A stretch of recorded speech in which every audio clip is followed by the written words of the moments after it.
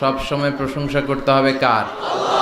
খাওয়ার সময়, ঘুমানোর সময়, টিভি দেখার সময়। টিভি দেখেন না আপনারা? দেখেন না কেউ? কেন দেখেন না? টিভিতে ভালো ভালো প্রোগ্রামগুলো দেখা যাবে, ঠিক কি না? আসলে টিভির কোনো দোষ নাই। টিভিতে যদি ইসলামিক প্রোগ্রাম দেখেন ওটাতে সওয়াব আছে না নাই? আপনি খারাপ প্রোগ্রাম দেখলে যেমনি আপনার আমলনামাতে গুনাহ লেখা হবে, অন দ্য কন্ট্রারি তার বিপরীতে আপনি ভালো প্রোগ্রাম দেখলে আপনার আমলনামায় সওয়াব দিবে কে? একই ছুরি দিয়ে ডাকাত মানুষ মারে, আর ওই একই ছুরি দিয়ে ডাক্তার অপারেশন করে রোগী বাঁচায়। এজন্য ছুরির কোনো দোষ নাই, দোষ হচ্ছে ওই ছুরিটাকে কোন কাজে ব্যবহার করা হচ্ছে। টেলিভিশনের কোনো দোষ নাই, টেলিভিশনে আমরা লাইভ প্রোগ্রাম দেখি না?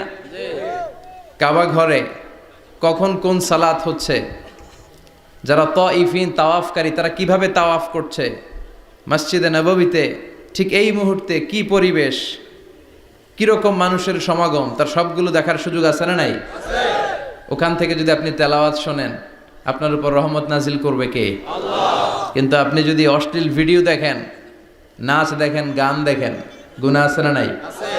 তার মানে টিভি দেখাতে কোনো দোষ নাই, দোষ হচ্ছে আপনি কি দেখছেন সেই প্রশ্নে। চিল্লায় বলেন ঠিক কিনা?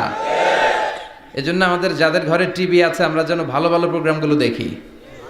ডিশ লাইন আছে না অনেকের, মনিটরিং করতে হবে। যারা ডিশের ব্যবসা করে এদেরকে বলে দিতে হবে যে সব চ্যানেল আমি দেখতে চাই না, সব চ্যানেল আমি দেখতে চাই না। টাকা দিয়ে কিনি তাই বলে সব চ্যানেল দেখবে এমনটা নয়। টাকা দিয়ে কিনেন বলে কলার সাথে কলার ছোলাও খান নাকি আপনারা? কথা কন। টাকা দিয়ে কিনি বলে বাদামের সাথে বাদামের খোসাও খাই, ওইটা কিন্তু ঠিকই খোসা ফেলে দেই তারপর বাদামটা খাই, ছোলা ফেলে দেই তারপর কলাটা খাই। তো টাকা দিয়ে ডিশ কিনি বিদায় সব দেখা যাবে না। ছেলে মেয়েগুলো কোন চ্যানেলগুলো দেখতে পারবে, কোন চ্যানেল দেখা যাবে না, এটা আপনি বেঁধে দিবেন। কারণ আপনার জন্য পুরো ফ্যামিলির প্রত্যেকটা মেম্বার্স কি করছে না করছে সবটা আমানত। আমানতের বাইরে কেউ না। যিনি মসজিদের ইমাম, মসজিদের সব দায় দায়িত্ব তার কাঁধে আমানত।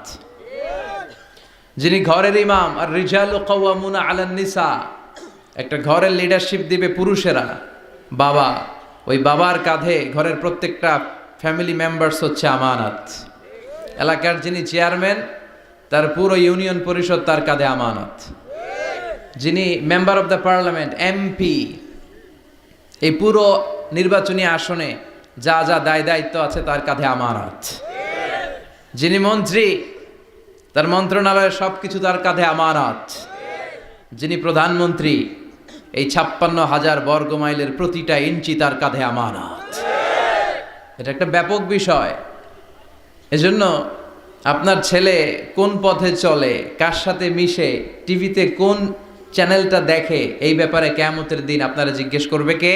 আল্লাহ। কুল্লুকুম রাইন ওয়া কুল্লুকুম মাসউলুন আন রাইয়াতি। তোমরা প্রত্যেকে দায়িত্বশীল, আর প্রত্যেকের দায়িত্বের ব্যাপারে জিজ্ঞেস করবে কে? আল্লাহ। আমরা যেন আমাদের প্রত্যেকের দায়িত্বের ব্যাপারে সচেতন হই।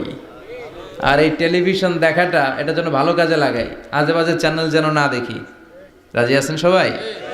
আল্লাহ তুমি সহি সমাজ দান করো, আমরা পড়ি আমিন।